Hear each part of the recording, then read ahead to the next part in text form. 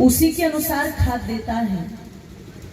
समय समय पर उसकी निराई गुड़ाई ये सारा का सारा प्रोसेस चलता है।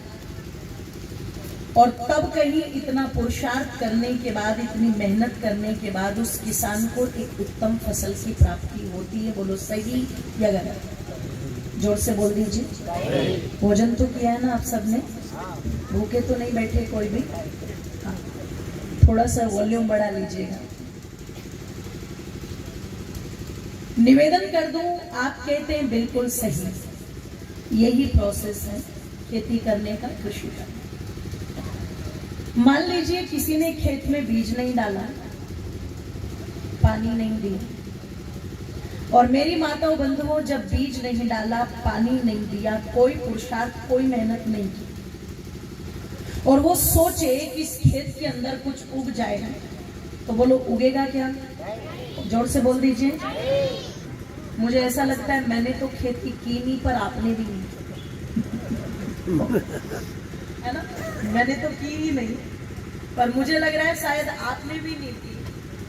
ध्यान रखिएगा, जिस मैदान के अंदर आप बैठे हुए हैं, इस मैदान में कोई फसल नहीं खड़ी हुई, लेकिन इस मैदान के अंदर कुछ हरा हरा सा आपको नजर आ रहा है। क्या है ये बदायूं वालों? जोर से बोल दीजिए। ग्रास है ना? चलो, बच्चे हमारे समझदार हैं बहुत ज्यादा। ये जो घास यहाँ पर आप देख रहे हैं, जिसको इंग्लिश में ग्रास कहते हैं, है ना? इंग्लिश वाले बड़े चोर हैं, हमारे ही शब्दों को चुरा चुरा के लेते।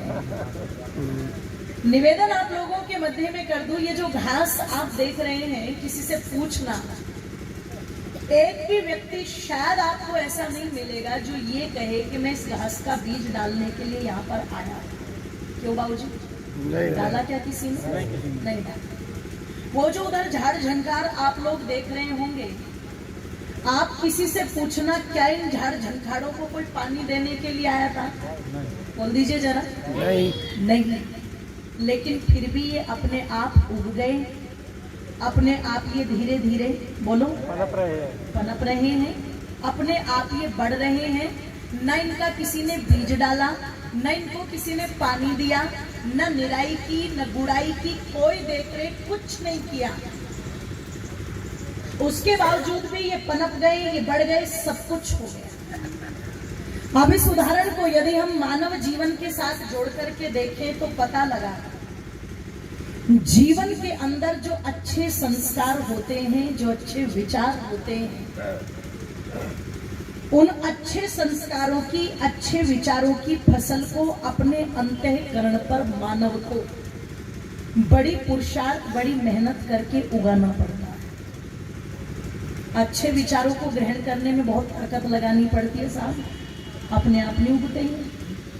और तुम सोचो कि हमने आज अच्छे विचार सुन लिए, हम कल सुनेंगे, हम परसों सुनेंगे, 3 दिन तक जो कंटिन्यू कनेक्टिविटी से एक ये रिपीटेशन चलेगा, और आप सोचो कि ये 3 दिन 362 दिनों की पूर्ति कर देंगे?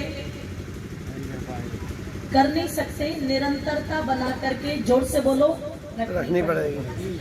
वो चाहे संध्या के द्वारा बना करके रखो, चाहे वो यज्ञ के द्वारा बना करके रखो, चाहे योग के द्वारा बना करके रखो, चाहे ऋषियों के स्वाध्याय के द्वारा बना करके रखो, चाहे अच्छे ग्रंथों को पढ़ करके रखो, कुछ भी, लेकिन वो निरंतरता यदि बनी रहेगी तो ये अच्छी फसलें, ये अच्छे संस्कार आपके चित्त पटल पर टिके रहेंगे।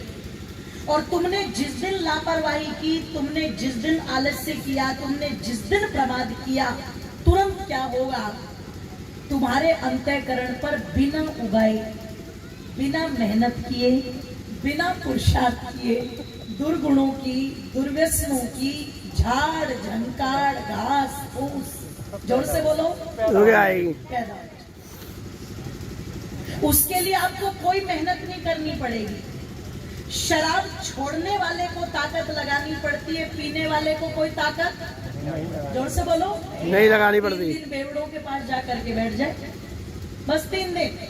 चौथे दिन तो वो मंदिर के प्रसाद की तरह लो भाई साहब। और सामने वाला अगर कह दे कि मैं नहीं पीता, तो ध्यान रखना, बादाम खिलाने में तुम्हारा पड़ोसी, रिश्तेदार, मित्र ताकत लगाए या न लगाए, पर शराब पिलाने वालों में इतनी श्रद्धा होती है बोले भाई साहब मित्रता के नाम पर 2 घूंट तो लेनी पड़ेगी।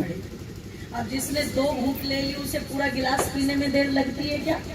और जिसे पूरा गिलास पी लिया हो उसे पूरी बोतल पीने में देर लगेगी क्या? कोई ताकत नहीं लगानी पड़ती। पर तुम शराबी से शराब छुड़वाओ, फिर देखो कितनी ताकत लगानी पड़ती। एक जुआरी को जुआ खेलने के लिए कोई ताकत नहीं लगानी पड़ती, पर छोड़ने के लिए बहुत ताकत लगानी।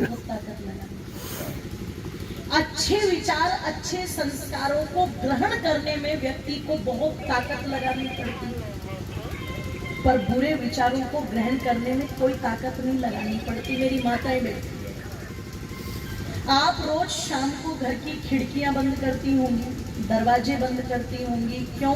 ताकि गंदगी, धूल अंदर, जोर से बोल दीजिए, करते हो ना? करते हो। लेकिन सुबह जब आप उठती हो तो माताओं का सबसे पहला काम क्या होता है? केजरीवाल जी का चुनाव चिन्ह उठा लेती हैं सुबह सुबह। आम आदमी पार्टी की समर्थक बन जाती है ना, सुबह सुबह झाड़ू उठा लेती है। और झाड़ू उठा करके जिस गंदगी को आपने बुलाया नहीं, आपने नहीं बुलाया, पर वो इतनी बेशर्म है, अपने आप आ गई, बिना बुलाए आ गई। वो बिना बुलाए जो गंदगी चल कर के आई, उसके लिए किसी ने कोई मेहनत नहीं की, लेकिन उस गंदगी को भगाने के लिए तो मेहनत करनी पड़ती है, मेहनत करनी पड़ती है। मेरी माताओं बंधुओं, लोग कुछ ये भी कह देते हैं, क्या आवश्यकता थी आवेश कुमार जी को, पूज्य बाबू जी बैठे हुए, हमारे आर्यजन बैठे हुए, क्या आवश्यकता थी उनको ये कार्यक्रम करने की? 3 दिन में क्या हो जाएगा लगता है लोगों को? क्या हो जाएगा? तो मैं निवेदन कर दूं, ये 3 दिन के जो कार्यक्रम हैं, ये जो विद्वान आकर के विचारधारा परोस रहे हैं, ये उस घास फूस, उस खरपतवार को उखाड़ने का काम कर रहे हैं। और आपके अंतःकरण पर कुछ अच्छे संस्कार है, तो उन संस्कारों को पानी दे करके, विचारों का खाद दे करके, संस्कारों का और पुष्पित और पल्लवित करने का, जोर से बोलो, कार्य कर रहे हैं। इसलिए निरंतर